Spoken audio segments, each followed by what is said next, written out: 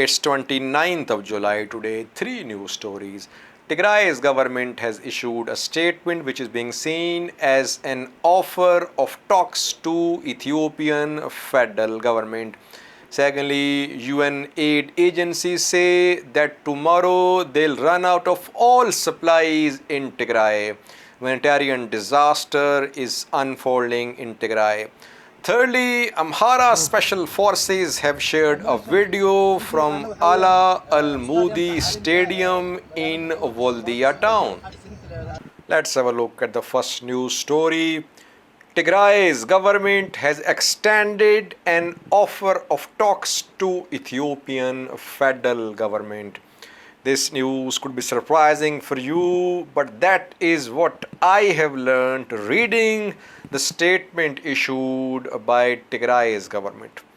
The statement was released 48 hours ago. So far, no response from Ethiopian government. There is no mention in the statement that TPLF is offering the start of talks. But the preconditions which have been mentioned in the statement are very soft, very doable, viewers.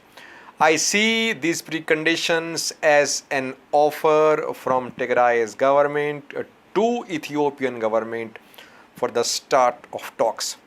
Viewers, two types of preconditions are mentioned in the statement. First two conditions are for negotiated ceasefire.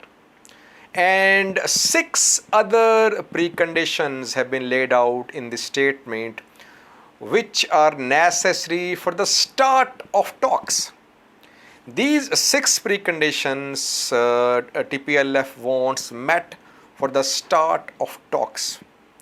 These 6 preconditions are very soft, very doable. The other 2 preconditions for negotiated ceasefire are very tough words, like they are calling for establishment of a transitional government and verifiable withdrawal of Eritrean and Amhara forces. But those 2 preconditions are for negotiated ceasefire. The other 6 conditions are for the start of talks. These 6 preconditions include restoration of services like electricity, telecom, banking service, release of funds for Tigray, opening of multiple humanitarian corridors for humanitarian aid to arrive in Tigray, cessation of mass arrests of Tigrayans, release of all political prisoners including ENDF members as well. And lastly, these preconditions must be accepted by Ethiopian government in front of international media. All these 6 preconditions are very soft, very doable, viewers. In my view, Tigray's government is making an offer to Ethiopian government that let's start talks. Ethiopian government must grab this opportunity and show willingness to start talks. These preconditions are very doable in my view. Your second news story is about humanitarian crisis in Tigray. WFP, World Food Programme, says that tomorrow, Friday, all supplies in Tigray will be run out. There will be nothing to feed people in Tigray after tomorrow.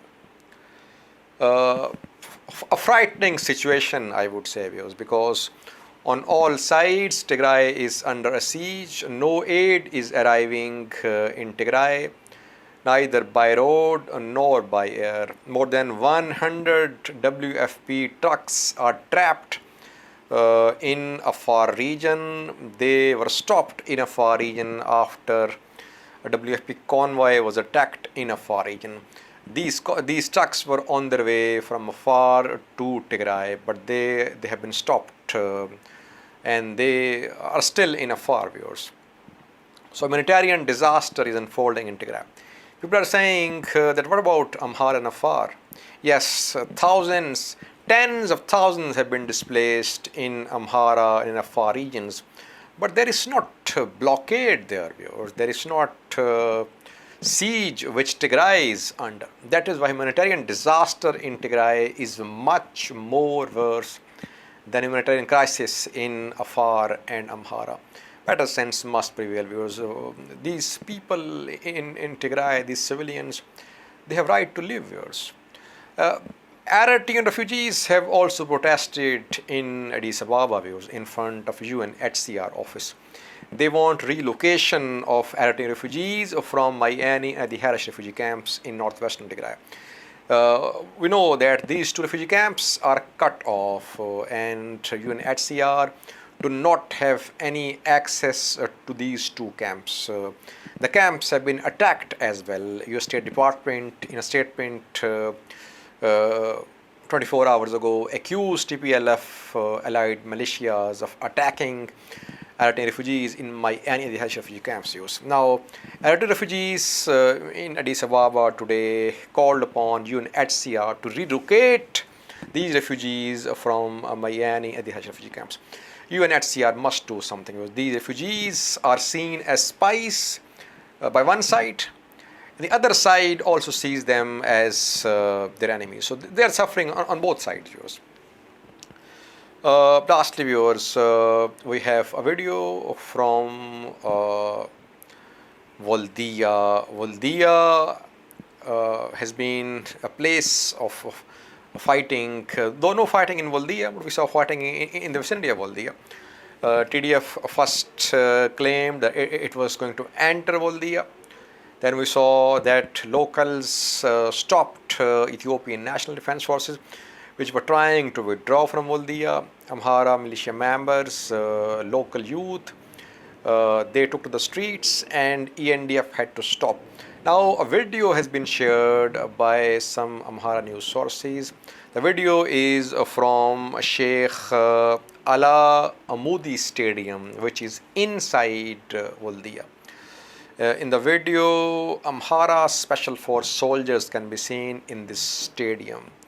So the stadium, if there is presence of Amhara Special Forces in the stadium, it means that the city is being controlled by Amhara Special Forces, Ethiopian National Defense Forces. TDF so far haven't been able to enter Woldia town. Watch this video, viewers.